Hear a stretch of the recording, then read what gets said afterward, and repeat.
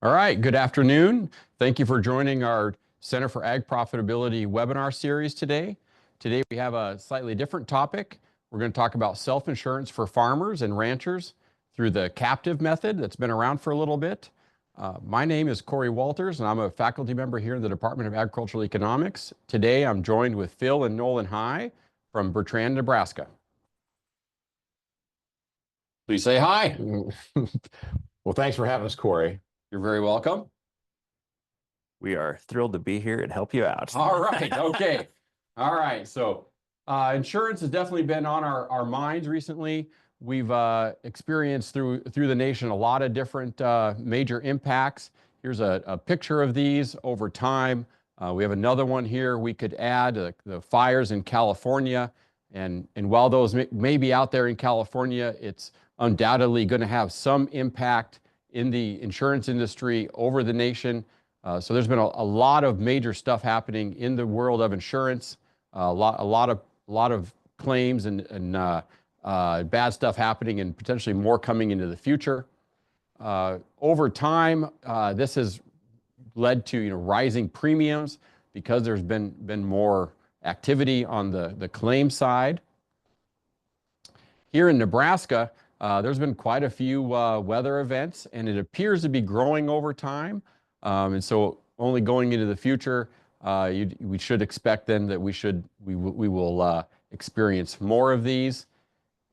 As Nebraska by a state, our insurance premiums have increased over almost 100% since 2007. So again, leading to more constipation, let's say, over the idea of where the premiums are doing, and maybe changing coverage as well. But needless to say, there's a lot of stuff happening out here in the world of insurance.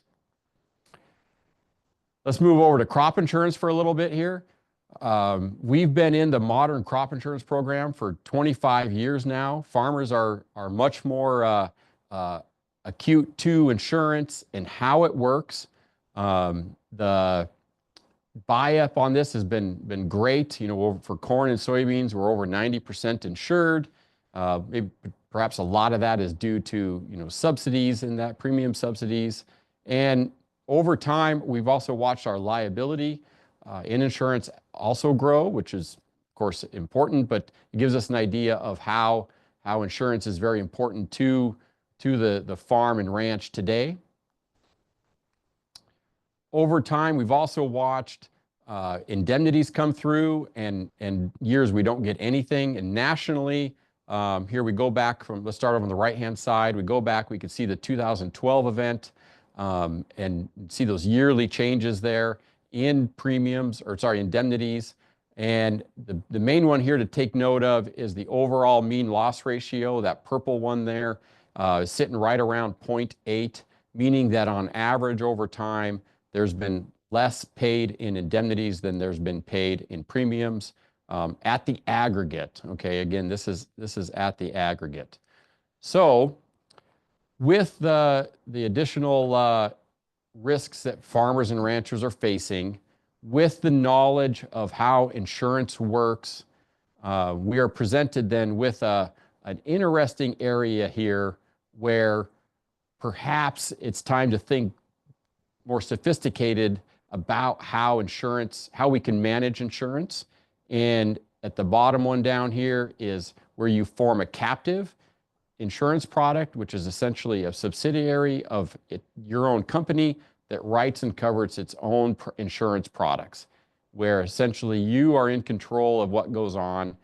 And this thing has been around for quite a while. It's the major point is 1953, and since then it has evolved into a massive industry. And where we're at again today, to give you an idea, is this is an article here from a few months ago that insurers are now starting to pull back on what they are willing to insure, and this fed, according to the article, a $200 billion boom into insurance captives. But for farmers, farmers and ranchers, the idea of a captive is not well known. There's very little information about it. And that's why we're here today, is to talk about the idea of a captive insurance product for the farm and ranch because of all these perils we're facing across the state and the nation.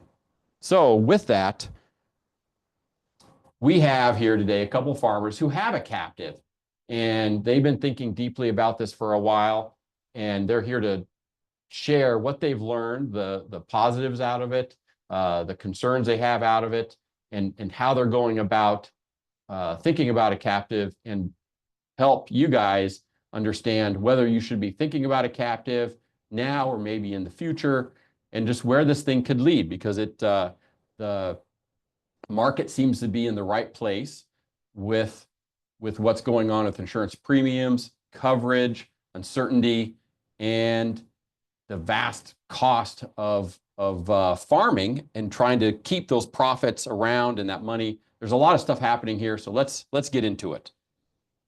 So, Cory, thanks. I think you cannot emphasize enough about the lack of knowledge that has to do with captives. As a matter of fact, I come back to us being in this building a couple years ago and bringing our captive manager with us to talk about what we were going to do, because some of the things that I've learned since I've known you, I thought this is something very important for Cory to analyze for us. And come to find out that you didn't necessarily know what a captive was or how it worked, and it wasn't an I got you moment, but what it really was it was a point in my history of like, wow, there's just not a lot of people to call to find out about this stuff. So the one thing that I always keep coming back to is the fact that almost every Fortune 500 company has their own captive. They've been playing this game for a long time, like the slide shows here, 1953. The history for the captive and the identifier for what we're doing which is a micro captive, which was really designed for farmers all the way back to 1985. And so you would think that you could go find this, and I guess I challenge all the people watching this today is you're going to go find, if you put in 831B in a search engine, you're going to go find lots of information. There's lots of information out there about this. What you can't find is anybody that's doing it. I know 4 farmers that have their own captives. I've talked to a number of farmers, specifically since we've started, to find out what their knowledge base is, and it's really zero. So the arena is open. The platform is set. We need to talk about this and talk about why we do this, and what drove us to do this.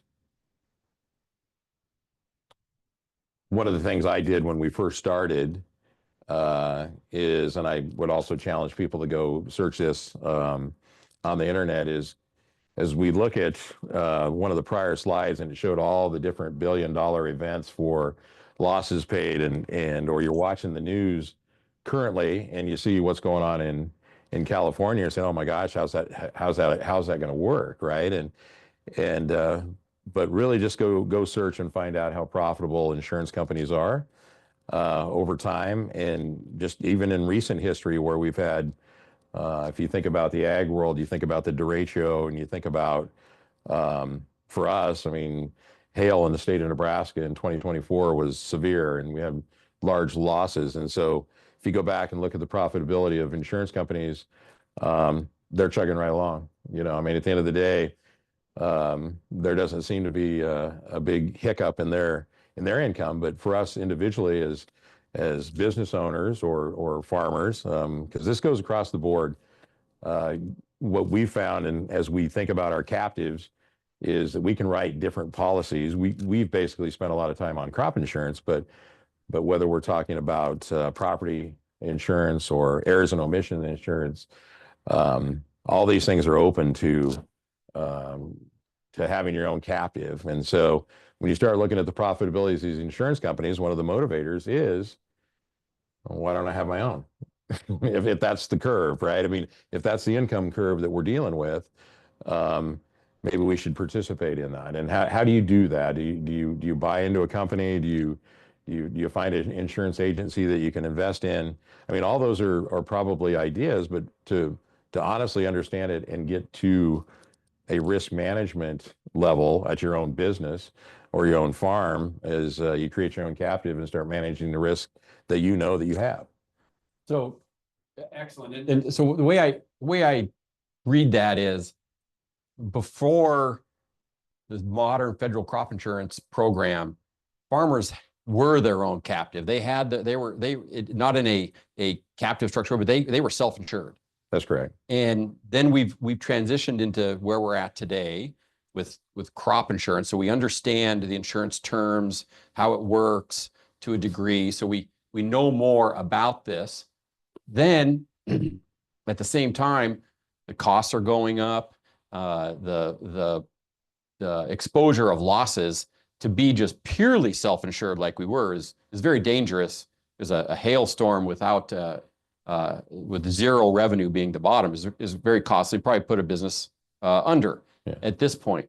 But now, when you take what we know from insurance and then layer in this idea of a captive, there may be a win here. So how did you decide to even start a captive? What gave you that idea to take control of your insurance and move forward? Well, I think one of the drivers, and you want to take this one? Sure, I got this one. I think a lot of farmers think they're self-sufficient, or they want to be more self-reliant on themselves, and some are, and some talk about being self-reliant. For us, it's about truly being self-reliant upon ourselves. We're still buying retail insurance policies to cover some of our risk. But one example, we always give is, we'd probably take a $50,000 to $100,000 deductible on our farm plan, right? And we'd self-insure that first $100,000 risk. I think most of them out there today are $5,000 deductibles, or they're small amounts, right? And that has to do with part of the reason why our premiums are so high. And so this gave us a great vehicle, I guess, to start in on building up our bank, essentially our savings account, so we can get to a point where we're not having to buy retail insurance, and play in the game of when you're buying retail insurance, you're participating in other people's risks, whether you realize it or not. So I think to add to that is some of the motivation, and I want to get to talking about how you set up a captive. But part of what Nolan said is everybody saying, okay, well, that's just for the super rich, or, you start thinking about these people and we start thinking about self-insurance, you're saying, well, I don't understand why I should do that. Well, guess what? There's a tax incentive to do that, right? So for the first time, the light went on when all of a sudden you're saying, okay, why do I do this, right? I'm upset about my insurance premiums, but what can I really do about that other than complain or not buy them? And then you really are self-insuring. But really, at the end of the day, one of the things that you find out as you dig in and do your research and do your due diligence here is that you actually do get a tax benefit or become very tax efficient by writing yourself a check from your business into your insurance company. So you get the tax deduction as a business expense. And so that's going to change and be different for every single operation and every single entity. But that's really the basis. And that's where all of a sudden the light goes on and says, oh, yeah, I don't just have to have this huge pile of cash over here. I become tax efficient. So you're writing that premium to your captive. And that's an expense on your farm. That insurance premium, that's an expense on your farm. It's not income to the captive. And then you build reserves there over in your captive, and that gives you flexibility in doing what you want to do with that money. You still have access to that wealth. So what we might do is go back and just explain exactly how you do set up a captive and what the steps are, and then we can, and then that. Yeah, do you want to go to that? Do you want to go to? Yeah, just so you want this one? You got it. Okay, so first of all, you got to find a captive manager. Okay. That's probably the most important part of the whole discussion, is finding somebody that can help you through the regulatory side of being an insurance company. Because guess what? We're not, right? We don't know that information. And so there's captive managers out there for big and small. And so you got to find somebody that you're comfortable with. So what they do for you is they provide your entire back office of your insurance company. Number one, they're going to have the legal side of this thing taken care of for you. Number two, they're going to have an actuarial group that actually helps you identify the risk transfer, which is the most important part of risk management, is risk transfer. You don't want to keep all the risk yourself. And then number three would be the accounting side of it, because what you're really doing is you're setting up a new company or a new structure, which for an insurance company, a C Corp is desirable. So you set up a C Corp as your insurance company, and then that captive manager helps you manage your insurance company. And that's really the most important piece of this, is getting access to that world, right? You can't just make stuff up because you want to. Matter of fact, if people are starting to do their due diligence already on their 831Bs, they're going to find some stuff where people were writing themselves hurricane insurance in Lincoln, Nebraska, right? So that's because they're going after the tax incentive to do that, but their chances of risk transfer and what that risk would be, you'd have a hard time finding any actuarial information about managing a hurricane in Lincoln, Nebraska. Correct. So it has to be fall under the insurance rules. Absolutely. Whatever you're trying to find. That's correct. Excellent. Yep. Okay. Yeah. That's the big key to the whole thing. Once you find someone, then what do you do? So the issue becomes, then you start looking at what their level of expertise is, right? And so the captive managers that we have found already have policies that they've had approved. And so the approval process has to do with each local state insurance commissioner.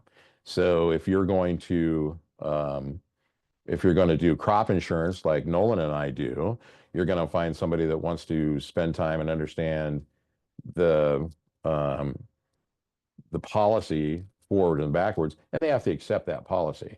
For instance, today, our insurance company is domiciled in Nevada. The Nevada Insurance Commissioner is open to captives, and thinks that they're a tool that John Q. Public should use, right? I mean, so he's got his office staff to do that. For instance, in the state of Nebraska, with our population, it's probably not going to be as many people wanting to do a captive. So our insurance commissioner is not open to do captive. So you're going to domicile in some other state at some point. 32 states in the union at this point are interested in having a captive and promoting captives. And they all have expertise in different levels. What we know and what we found is that agriculture is not one of the places where captive managers are typically very astute about, and so that's been a little bit of a challenge for us moving forward. So we've put together our own team to help promote that and move forward. Okay. So now you got everything set up. You got your captive manager, you got your insurance business. Now what do? Do you just write yourself a check and move on? Technically, yes, but the issue is you're writing it to pay for your policy that you've issued yourself. Yeah. So, okay. So describe that. What's going on in a captive policy? So this will be going on. Nolan, we've just been through it for the last 2 years using our crop insurance policy that we have, and maybe you just walk through the steps of how that happens. Yeah. So you got to decide how much risk you want to transfer to your captive. So the first year we had our captive set up was 23.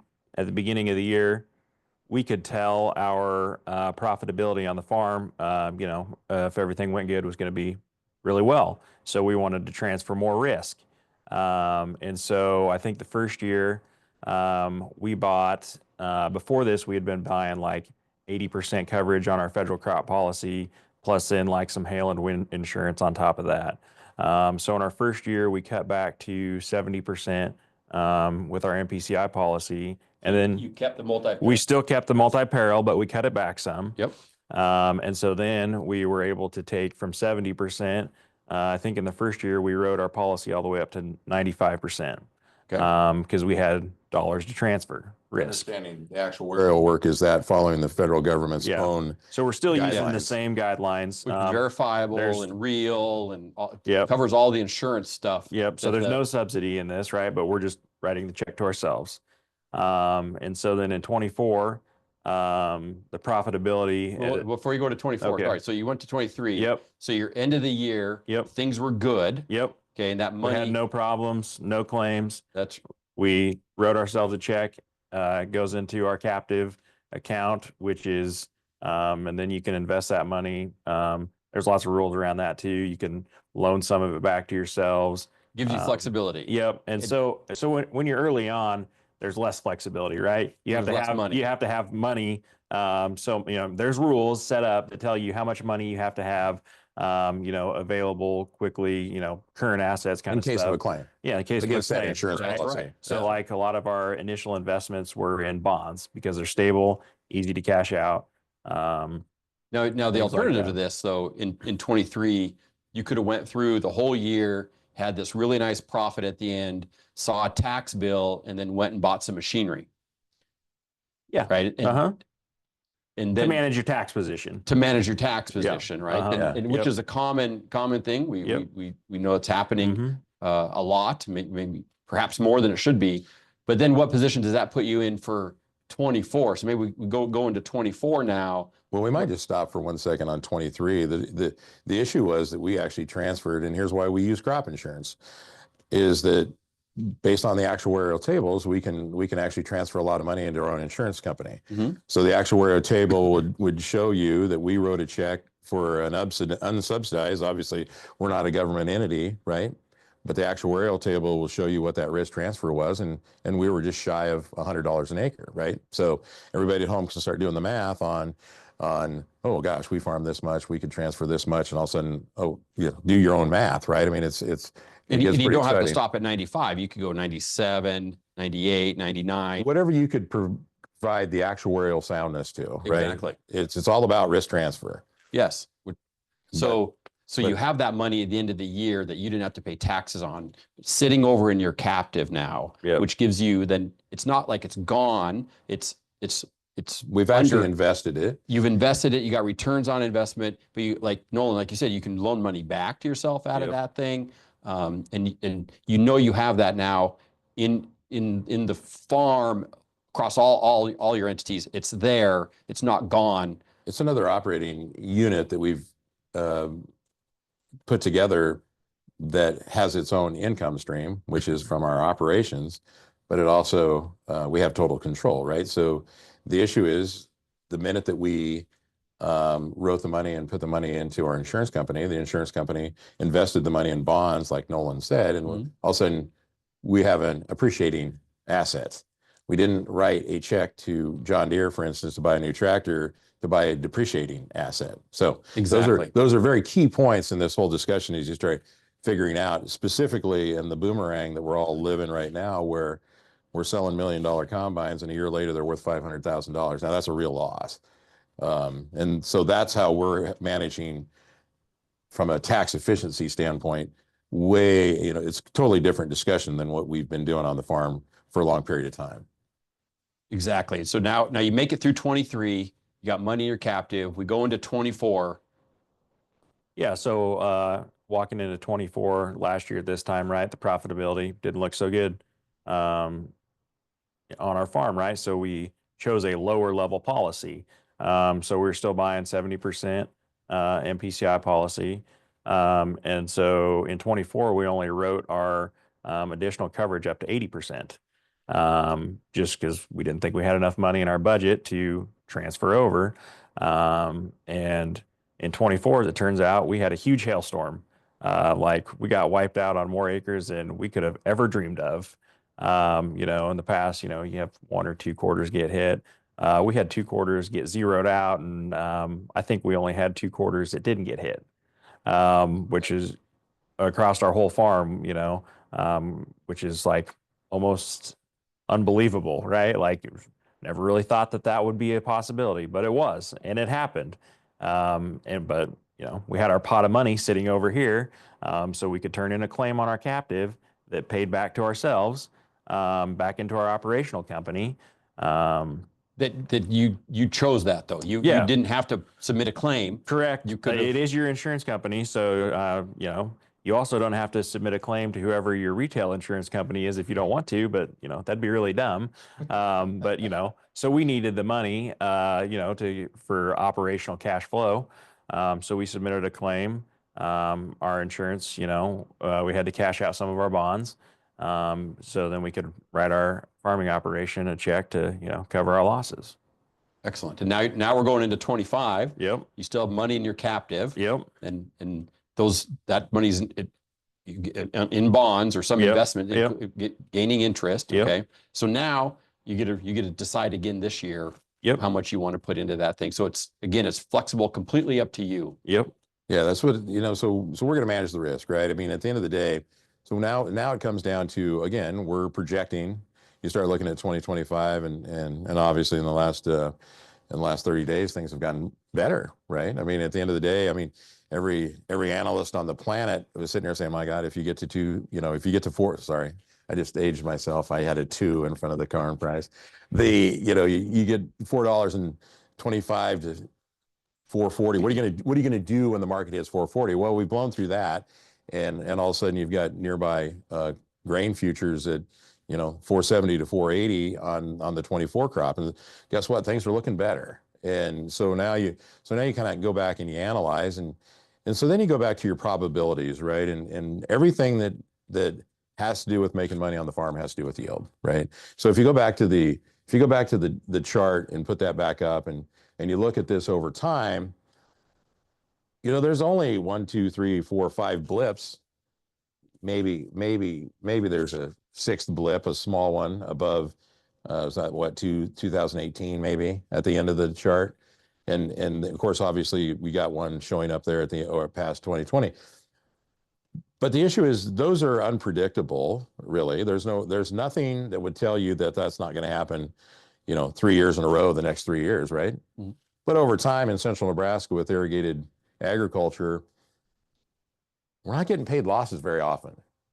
Doesn't matter what level you pick, right? So some of the analysis that we use as we think about how to use your captive is instead of buying at the 80 or 85% level, and if you go back and you look at your risk online and what that cost, you might be at the 25% level of what your coverage is, right? I mean, of cost. That means you got to have a wipeout every 4 years. This chart doesn't show that. That doesn't show that ever happened. And so understanding what your costs are and what you, as your analysis, as you're doing your projections on a crop year, for instance, is going to help us set that level of where we want to go and how much money do we think we want to transfer in our captives, which technically is, our earnings, right? So, when I think about it, and we were discussing this before we started broadcasting, but everybody's fear is you're wiped out, right? Exactly. So year 1, we got lucky, we didn't get wiped out, but year 2, we did, and it's still working well, right? So yes. We didn't hit the worst case scenario, but we hit the second worst case scenario, and it's still working well. And so back to year 1, if you would have went and used those profits and bought machinery, and then got to year 2 with the problem, then you're on a different path completely with capital of how you're going to manage that versus the captive path. Yeah. Yeah. So that's perfect. We don't even need to expand on that. Okay, you nailed it. Leave that guy there. Dr. Cory Walters is on the bandwagon. So captive is it's a strategy. It's fairly sophisticated. It's not well known in ag, but it can really help the farm and ranch survive events unforeseen. And you made a comment earlier about you had a hailstorm that you guys never thought about in severity that you think you could see, and you still survived it. and you're here today. I don't hear any doom and gloom about the future. You guys are both pretty positive uh, about the whole thing. Nolan, maybe you're a little more positive about it. What I sense, your dad is somewhere in more lukewarm water. He's thinking about it now. I'm trying to get my jab in on him as I can. But the point here is that we craft our own futures farming. We Yeah. our own paths, Mm-hmm. and there's many ways to do that. And the captive strategy could really maybe lay off some of that risk going forward, especially when we go through times with low prices and yields really moving around, but also taking advantage of those times, like you said, Phil, of where there's multiple years of no indemnities, and you get to keep that wealth and manage that in a different way that could lead the farm to be more prosperous and resilient in the future. Yeah, I think that's exactly right. I think one of the things that has happened, right, is all of a sudden you got some of these Hollywood elites, and I saw a little clip on the X the other day that I mean, Whoopi Goldberg on The View, for Christ's sake, said, I'm paying all this money into my insurance company. Where's my money, right? Well, here's the answer to that, right? Shut up and start your own captive and quit complaining and wait for the government to bail you out, right? The government, when you start thinking about what you said earlier about when we actually started buying crop insurance, um, and it is a program to make sure that farmers have a safety net. And it's how the government is helping subsidize the farm at this point, because we're subsidizing premium on the crop insurance policies. So you don't want to leave that out of the strategy, right? At some point, if 10 years from now, if we never have another loss and have another claim, we're going to have a pretty big pile of cash in our captive. And so at some point you might say, okay, now I'm going to be now I will be that person. We're not buying any insurance at all. I think that's probably, from a risk management standpoint, that's kind of stupid, specifically on crop insurance. When you start thinking about it on what's going on today in California, what's going to happen to homeowners insurance in California, right? I mean, Or across the nation now. Yeah, well, we're all going to pay. Got exposed. There are certain ones. We're all going to pay for it, right? I Yeah. mean, at the end of the day. So I'll use this as an example. My son-in-law he runs he's a financial planner. And so he buys some insurance. And so what does he buy? He buys a errors and omissions policy. And so, and they're, I think for the most part, people that are in that business, or people that are in businesses that would need to buy errors and omission policy, like a crop insurance agent, because that's where these losses and these lawsuits come from. But the point is, he had one of those things happen. The same thing as a hailstorm for Nolan and I happened to him. They made an error as they were helping one of their clients manage one of their, I think it was a retirement, an IRA or something like that, and they withdrew too much money, right? So he submits his claim for exactly what he bought the policy for, and guess what? The insurance company said no. They denied the claim because he made a mistake. It's the only reason he bought the policy, right? So as we start seeing this shift in what's going on in the insurance world, which all you do is hear bad news, and I'd suggest people go watch and look at the profitability of insurance companies in the United States. But the whole issue is these premiums are going to continue to go higher as replacement costs become higher, and we have these traumatic events, and inflation affects those replacement cost policies. But you have to really understand your own risk in order to be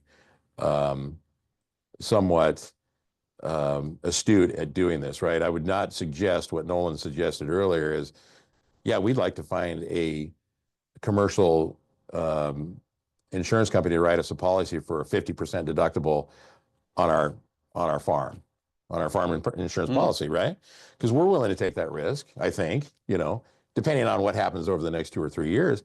Well, they're not doing that, right? And so the insurance companies are changing their premiums to reflect all these bad things that you had on that one of those first charts, or one of your first slides.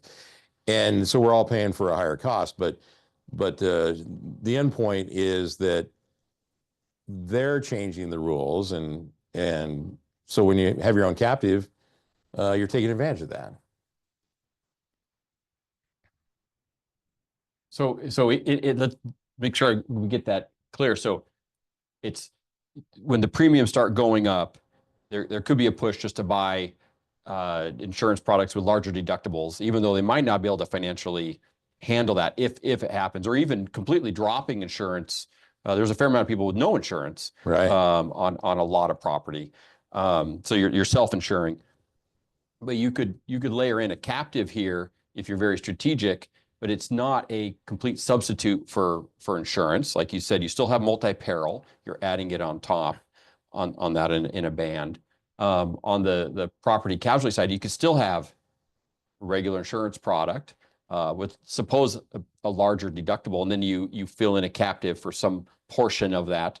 Or you could go and, even if your insurance company says they can't offer you insurance for a certain peril that you feel you have, you can still get insurance on that through your captive. Well, I just invite everybody to go to their exclusion page on their policy, right? And A lot of people exactly. are buying policies and not even reading them, and at the end of the day, go to bed thinking they have coverage, and then come to find out they have a bad issue come up, and all of a sudden there's your adjuster, and he says, no, you didn't have that covered. It's on your exclusion page, okay?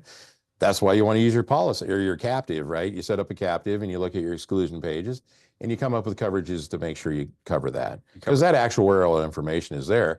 The only reason somebody excluded it was risky or too high priced, right? Yeah. One of the two. Yeah. And so that means you're being able to write more money to yourself into your captive. Exactly. Okay. Excellent. I see we have a couple questions. Let's jump into these things. You indicated the amount of dollars you put in is tax deductible. Does the captive company have to file a tax return, and is it income to it? Great question. Everything you said is exactly right, but you'll have to go do your due diligence and understand what an 831B is. It's different than an 831A. The 831B, that income that comes into your insurance company is not income. It's the premium collected to protect a specific risk. And so it doesn't have to be, and so that's just the rules of an 831B, is it goes in there and it protects the policy for the length of the policy. And then once the policy is expired, it becomes surplus or reserve. And as long as you don't do anything with that money or bring it out of your captive, there's no tax consequence. There's no tax action. Directly. Okay. Directly. And that picks up the second question part of it. And then they ask, how do the taxes on the captive compare to taxes on the farm? So yeah. So there are no income taxes on the captive for the money you put in. There are taxes, just the regular tax schedule, like on your investment income going in there. And then so interest income is so you your have to your bonds, yeah, that's what the case, captive whatever. is going to pay. Yeah. And so then if you ever do take a distribution out of your captive, which you will want to at some point because everybody likes to spend their money, it just comes out at capital gains rates. Which is 20% today. Not saying it won't change, but. And the 831B we keep referencing, that is the line in the tax code. It's like your 401k or whatever. Yeah, that's where you get the rule. So yeah, if you want to look it up, that's what it is. Yeah. Exactly. Excellent. And part two is you describe with the farming enterprise. Do you know of anyone using it in the livestock sector? I do. Yeah. And yes. And so when you start thinking about the policies that you can buy for your livestock operation, it's the same as what we just talked about with crop insurance, right? And so that's becoming more and more popular. As a matter of fact, I think the people that we know have now understood that, hey, we're subsidizing a couple of these livestock policies, and that fits perfectly into what you'd want to do. We haven't written any livestock policies ourselves because we don't have any, and but absolutely that is available. Yeah, it sounds like the same logic. Like you would maybe use something on insurance on the livestock side, and then find somewhere in there that's verifiable, or even go outside of other things like you said on your regular insurance that just on your farm policy that just are not insured on there. So you get pretty creative, but there are bounds. Well, I think one of the rules I would say, and I'm old enough that maybe it doesn't matter, but the point is just go look at those high price premiums on those policies and figure out how to write that into your captive instead of writing it to the insurance company. Because that's really at the end of the day where those guys are making their money. And yes, but we also want to be cognizant that the premiums do reflect an increase in replacement costs and the value of just business today. So we don't want to think of the captive as just a pure substitution from that. Right. Those premiums are reflective of the conditions we face today. So we want to make sure that we balance what we put into the captive for what we're offsetting, that it's in line. Because we don't want someone to get into a captive and then find out that they completely miss the risk exposure to whatever they had, and they only have a % of the money to offset whatever actually happened. So there's bounds in here. You guys did it in the insurance one because you still have the underlying multi-peril in there, and so you only insured a range that I would suspect even if you didn't have the captive there, it wouldn't cause you to go broke, but it would put financial stress on the farm. So you're managing that part up there, that top part, strategically. Well, we're in a dangerous spot in crop insurance, in my opinion, and this is my opinion only. The issue is that you've got people suggesting that you can insure for profitability. It's not really designed for that, right? I mean, at the end of the day, if you go back to federal crop insurance and look at the history of federal crop insurance, it is to protect the farm. It is the safety net. When you start buying some of these policies that are, you may call them parametrics, or you want to call them whatever you want to do, and go look at loss ratios on that and what the histories of those are, and then make your decision on that, whether that's a good investment or not. And if it is, you should probably figure out how to write a policy to get somebody to write it in your own captive and keep that money on the farm. And in a lot of cases, these are 25 to 30% rate online type deals. Well, that means you got to have a loss once every 4 years to pay for that. Exactly. A couple more questions here. We have, where would someone find a captive insurance company to write a crop insurance policy? We suggest just looking online and reaching out to us. We could probably direct you to a few of them. Another one here is, have you seen guidance on when forming the captive makes sense? Do you need, $50,000 in premiums, $100,000 in premiums? Do you want to take that one, or you want me to give kind of the overview? I can probably. I mean, the issue is that's a great question, right? Absolutely. Everybody individually is going to be different, right? And every single captive manager is going to treat you differently, right? And so you're referring to the costs. That's correct, right? So you don't get to do this for free, even though you own both sides of the equation. To get that captive manager, he's not going to do that for free, right? So you're creating your own. When you get in partnership with your captive manager, you're going to create your own administrative costs, and it's going to be driven from that captive manager and what he charges you, right? So I think I threw out the number of 10 to 15%. So depending on your own financial situation, your question and the way it's directed to us at between $50,000 and $100,000 is probably right in the sweet spot of trying to figure out, if I'm going to spend this much money to set up my captive, which you can find anything and everything across the board on what that initial startup cost is, but it would be reflective of what your question is. Keep in mind, most insurance companies have 40% administration fee built into every policy that you're buying right now. So that should be your guide in as you're trying to set up your own captive and trying to figure out and manage those costs of what it is. And then 50,000 might be the right thing. 100,000 might be the right thing. And to be right honest, when you start thinking about that tax deduction, it all depends on what tax bracket you're in too, right? So, for instance, I'll share this because we're here. I mean, we're going to land between the 25 and 30% tax bracket every year. So in our mind, every dollar that we write into our captive has that kind of return attached to it every single year. Excellent. We're getting a little long in time. Any concluding remarks? Anyone take away from this?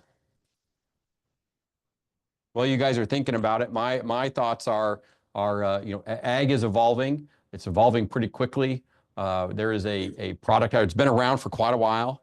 Very few people know about it, but yet it has the potential to impact ag finance, the farm financial position when used strategically very well. But I'm also a little concerned about it if it was not used correctly. So I'm kind of balanced by it. You got to have a pretty good set of knowledge. If you're the type of person that when your dog scratches the woodwork in your house and you file a claim on your homeowner's insurance, probably not for you. Okay. That's not my parting shot. I think at the end of the day, the question is, how do you find out more about it? Right. The pool is pretty shallow, I'm telling you. And so I would direct you to ask questions to Cory, and Cory can get you to our team. He knows our team really pretty well. We're here to put our hand out to say, in my experience over the last 2 years, the blank looks and the blank stares of do you know what a captive is unbelievable. I mean, I would say, again, I know 4 people in agriculture that have captives. Some of them, there's probably more that I haven't run into, but the point is, this is a very advantageous program. Specifically, what's going on, the fact that we don't know anything about it tells you a lot, and I think it's important that we all in agriculture start having this discussion. Excellent. I think it's also a great way in ag specifically to start, building up your cash reserves. Everybody is thinking, every farmer's number one idea is to go buy land to sustain their farm for generations, right? Well, this is it's not really a new tool, but it's a different tool, right? And then different asset for you that's also easier to transfer than land to the next generation of the farm. And, maybe the farm for them looks different than the farm today that you have, right? Maybe they want to go be citrus growers in Florida or something, right? And this gives them a good opportunity to go, makes it more easily transferable. Excellent. Well, there you have it. The farm objective is to build wealth and give opportunities to the future. I'm Cory Walters. Thank you for joining today. Appreciate the conversation here with Nolan and Phil. Thank you.